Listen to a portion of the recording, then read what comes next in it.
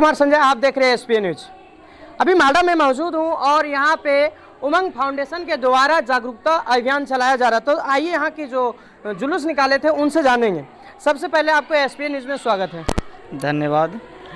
पहले आप अपने बारे में बताइएगा। मेरा नाम पिंटू शर्मा है और मैं उमंग फाउंडेशन का सचिव हूं।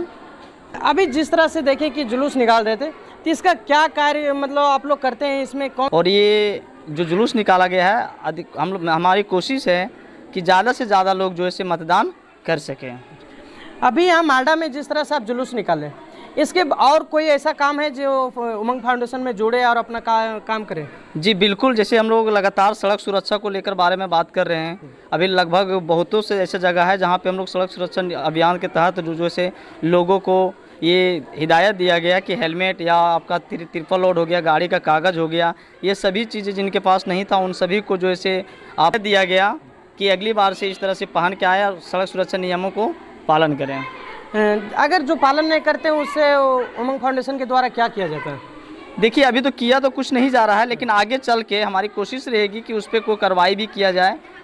ये मतदान के बाद कोशिश कर रहा हूँ कि जो से एसपी साहब से मेरा मुलाकात हो सके और इस बारे में उनसे चर्चा किया जा सके। यहाँ की जो सपोर्ट होता है वो यहाँ के लोगों के कैसा सपोर्ट मिल रहा है? बहुत दूर दूर आते हैं ये सबसे, कहीं ये सब कंपनी में जुटना नहीं चाहते, तो इसके क्या करना चाहिएगा? देखिए, सबसे पहले तो मैं ये कंपनी है नहीं, मैं बता दूं, ये एक संस्था है। ये लोगों को, समाज को नए समाज के निर्माण करने की प्रयास कर रही है। ठीक है, इसमें जुड़ने के लिए मैं किसी को नहीं कहता हूँ ना जुड़ना है, सिर्फ लोगों को जागरूक करना है। अगर आप एक भी लोगों को जागरूक कर देते हैं तो और भी लोग जो है उन्हीं के द्वारा जागरूक हो सकता है। जैसे इसमें और कई तरह से काम होता होगा, सिर्फ अभी देखिए कि आप बताएं कि जागरूकता अभियान जैसे आप जुलूस निकालें कि मतदाता के लिए जो वोटिंग करेंगे उसके लिए, अभी जो स्कूल में बच्चे होंगे उनको उनका एज लिमिट कम होगा, तो वो कैसे सपोर्ट करेंगे? अपने गार्जियन को कैसे समझाएंगे, या आप लोग क्या करते हैं उसके लिए बताइए।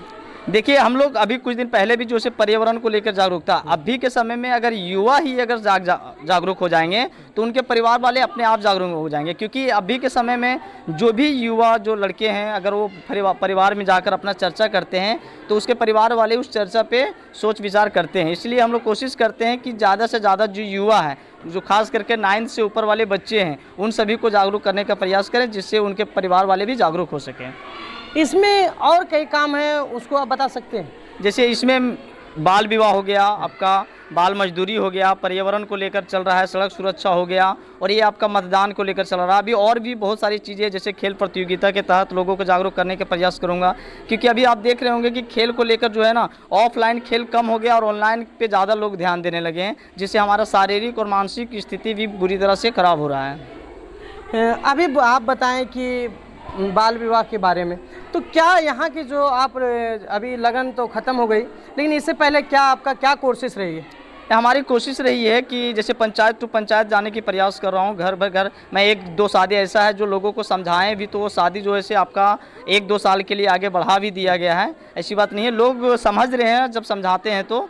और भी अधिक कोशिश करेंगे कि और ज़्यादा से ज़्यादा लोग को इस बात को समझ सके कि बाल विवाह से क्या हानिकारक होता है। बाल विवाह को लेकर सिर्फ मतलब बाल विवाह को ही रोकना है, या दहेज प्रथा पे आप लोग का भी कार्य रहता है? नहीं, दहेज प्रथा भी रहेगा, लेकिन देखिए, बाल विवाह अगर रुक जाने के बाद जो है दहेज प्रथा भी धीरे धीरे, अब बहुत सारा ऐसा गाँव है जहाँ पे दहेज प्रथा बिल्कुल ही बंद हो चुकी है।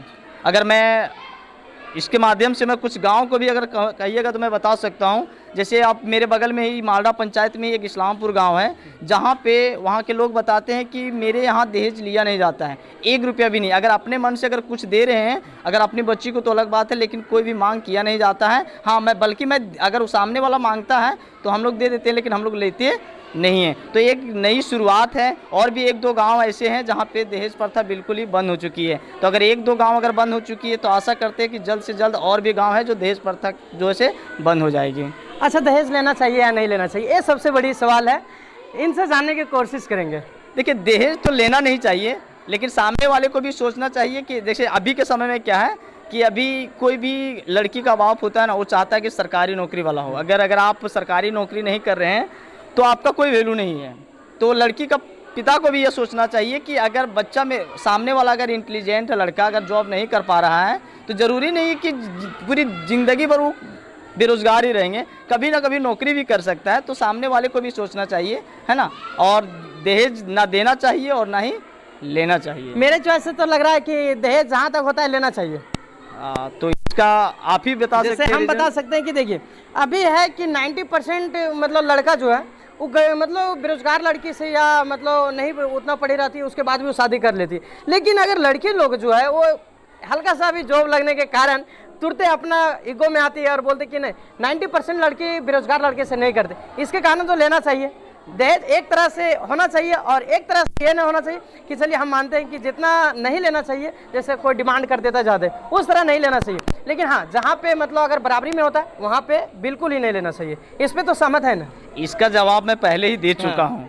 इसका जवाब मैं पहले दे चुका हूँ, दोबारा मुझे देने की ज़रूरत नहीं है। तो जैसे यही ना होता है कि मतलब आप गांव में देखते हैं, आप जाते होंगे, आप बहुत जगह सुनते होंगे कि वो लड़के हैं और लड़की नहीं है, इसके कारण से तिलक लेता है। तो ये तो कहीं ना कहीं गड़बड़ी है ना। अगर अपनी बराबरी में करते तो हो सकता है दहेज नहीं लगता।